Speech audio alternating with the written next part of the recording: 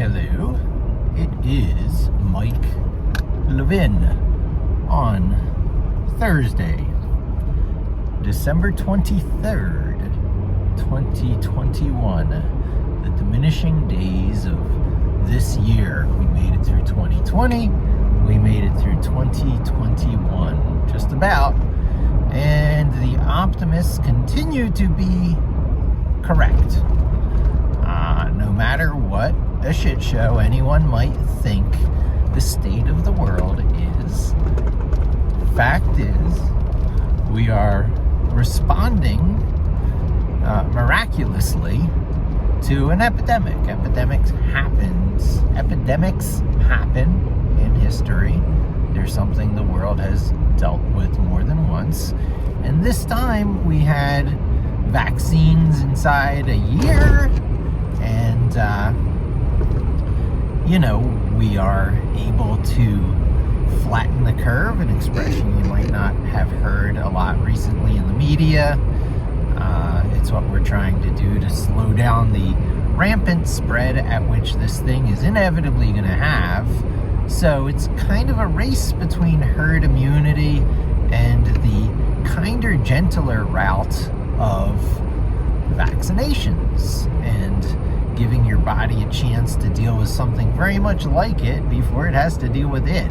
Even if that something very much like it happens to be a technologically manufactured strand of RNA. And that's what the Moderna and other mRNA versions of the vaccine are. I believe pure technological inventions. I do not think they start out with dead virus on those things. It's kind of like gene spliced or manufactured. Not even spliced, built together. Gee, there's a name of a machine that's really revolutionizing things in figuring out genetic markers. And I should really remember its name so I can talk about it in the video. But basically, if you put enough genetic material in and you say, recognize this pattern, tell me where it occurs, it's going to find that point in the sequence. It will pinpoint it because it has a lot of, DNA sample to, attempt the pattern match with. And it can spin through a lot, and so you can have statistics and the odds of probability working in your favor with the miraculously tiny subject matter of DNA molecules. So using this and other related technologies, they were able to construct a molecule that is a lot like the corona of the coronavirus. Hey, look at me, you ought to defend against this, send out some white blood cells. And so your antibodies can spring into action. And this is part of science. It triggers off all the paranoia stuff out there.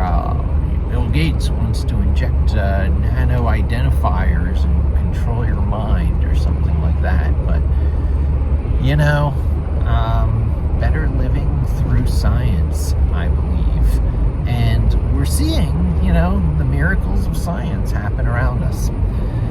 One of the next miracles that will be up, I talk about things like free energy, the inevitability thereof, at least through fusion, whose 30 years away time has come. So it's, approximately 2020, so add 30 years, 2030, 2040, 2050, right? So by 2053, or 2052, really, because we're going into 2022, we should have our nearly free energy because it gets paid for by oxygen. So oxygen it gets paid for by hydrogen, but hydrogen doesn't come completely for free either. It needs to be freed from water. So water becomes, one of your primary fuel sources because oxygen, which will have plenty of uses as a chemical combustion, and hydrogen, the two constituents of H2O water, can be fairly easily separated by applying electricity and breaking those bonds. You cram enough electricity into H2O, and those higher level valence electrons that are made happy by sharing co-orbits between hydrogen and oxygen are like, oh, well, we're no longer needed. We've got abundant electrical sources, so we'll see you later. And the oxygen and hydrogen part ways. And I believe there's a way with like inverted, test tubes that you can demonstrate this. And one of the electric ends of the electric wire goes under each test tube, and up in one test tube comes hydrogen, and up in the other test tube comes oxygen, H2O. So the hydrogen test tube fills up at twice the rate of the oxygen one, or so it appears. You have pure hydrogen in that one side, you have pure oxygen in the other. Oxygen will burn, you take it off for 1,000 possible uses. The hydrogen will eventually fuse into helium in a fusion reactor, and so that goes off in that other direction. But you got to boot this whole process. You rarely get something for nothing, because you don't find fuel in its purified forms in nature very often. Hence the value of fossil fuels, all the, gooification of scale trees, a layer of the Earth's crust, I guess, which was deposited by living organisms. In this case, it was scale trees that came before modern trees. They actually were a little bit different. They looked a lot like giant telephone poles with smaller versions of those trees sticking out at right angles. And it wasn't the most efficient way of gathering the sun's energy, not like the big bellowing canopies of today's trees. However, it worked well enough, and it didn't have any competition, so it covered the Earth's surface. It was one of the ages, epochs, Eocenes or whatever. I don't even know what the proper name for it, but it was the age of the scale trees, and they became not dinosaurs. Dinosaurs didn't become our oil and fossil fuel so much as the scale trees. And so that's the life goo that has been brought to high level order. See, life brings order.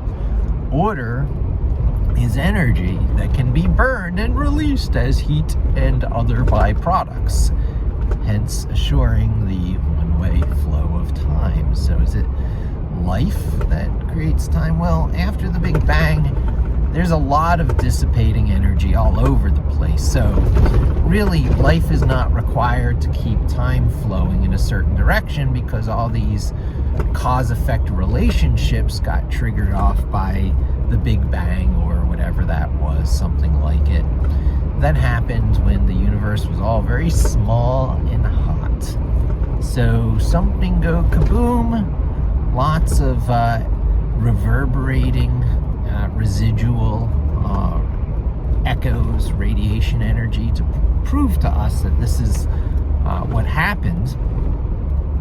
Except, when everything spreads out and entropy wins the day, the universe allegedly will suffer this kind of heat death if something doesn't start pulling the expanding universe back into a contracting state.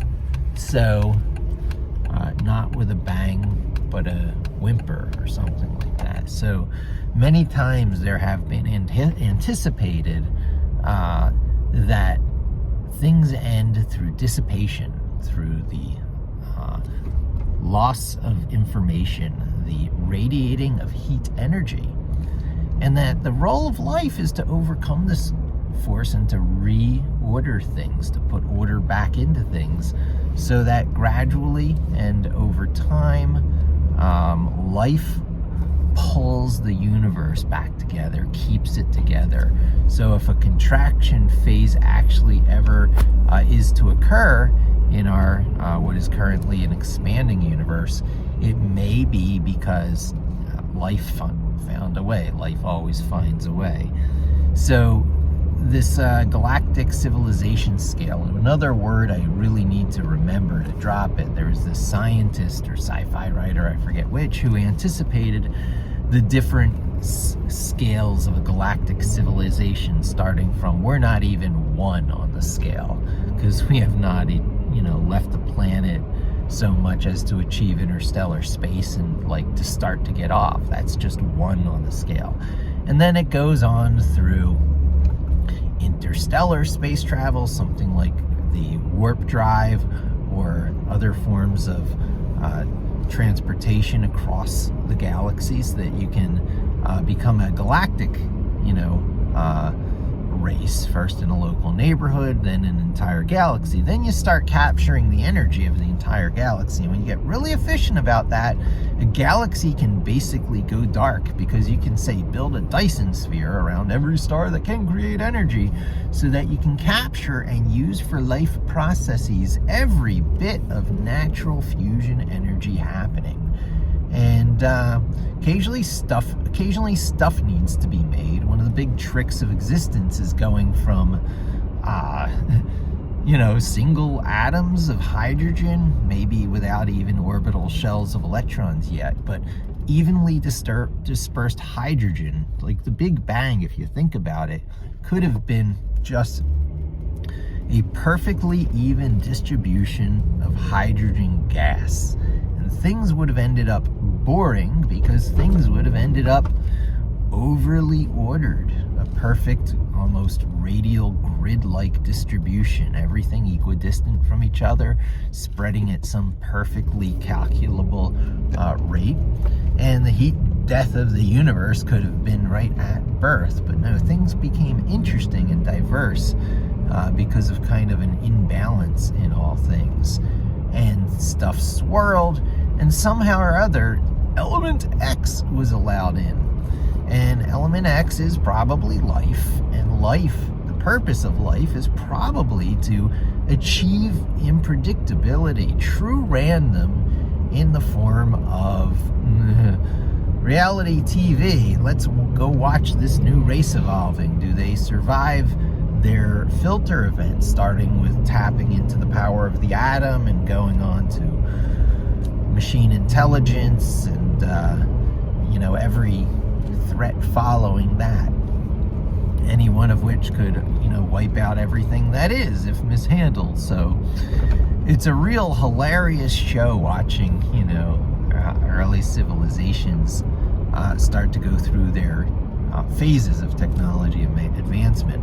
One of the answers to the Drake equation, which goes, well, then where is everyone, is that civilizations just don't survive these filter events. On average, something, knocks them off. And if it's not of their own device, it's like some solar flare gamma ray burst that's completely beyond, anything they could have fairly done anything about. Except get off the planet and spread around a bit. In order to be safe from a gamma ray burst, you have to even get out of your local region of the galaxy. You need to get, say, to the other side of the galaxy where you don't feel the heat so much. And so that's, where we're going, I imagine. If we don't destroy ourselves, we're probably one of the better civilizations out there. We survived atomics, go us. Whether we'll survive machine intelligence, the rise of our machine children, that may or may not remerge back with humanity, has yet to be seen. That will be our children's children's children. So my generation will see some cheap energy and a whole lot of paranoia about not triggering off the next filter event, the environmental collapse, being one of the great first ones, which means that some of the other stuff, some of the other big stuff, we can get excited about, is reclaiming carbon, putting carbon back into stuff useful, because our big crisis is that magical carbon molecule being out in the air, throwing off the greenhouse effect.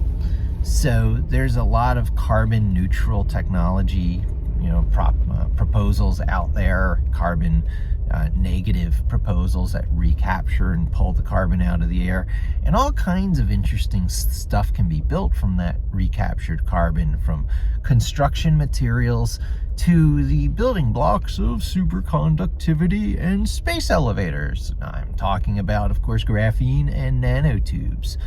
So hopefully in our lifetime, what we see is the recapture of carbon, where you just put out filters and people will come and collect it and pay you money for that collected carbon out of the atmosphere. And so that the Bitcoin mining of the future is, thank goodness, something with a little bit more redeeming value, carbon mining from the atmosphere. So we can all be pretty excited about that, pumped about that. The solution to, environmental changing is sucking the carbon back out of the air that we put it into it through 1,000 innovative, economically, boosting, carbon footprint reducing technologies that you too can invent and win the carbon, emissions X Prize, which is one of those things Elon Musk is offering, X millions of dollars for the winning proposals. So, mine will be something by which, pulling the carbon out of the atmosphere knits the nanotubes of the space elevators and maybe lowers them down into, our atmosphere from orbit. Not hoping to actually get space elevators anytime soon, but to prove the viability by having these super fibers, at least coming partway down into our atmosphere, so that we can prove the viability of the thing. And rinse and repeat as these things go. And inevitably, you will vet this thing and bring it from TR1 through TR10. Anywho, that's my talk for today. Thanks for joining me. The optimists are always winning, and on the day they don't, you won't be around to hear about it. So go Optimists. Don't forget to subscribe.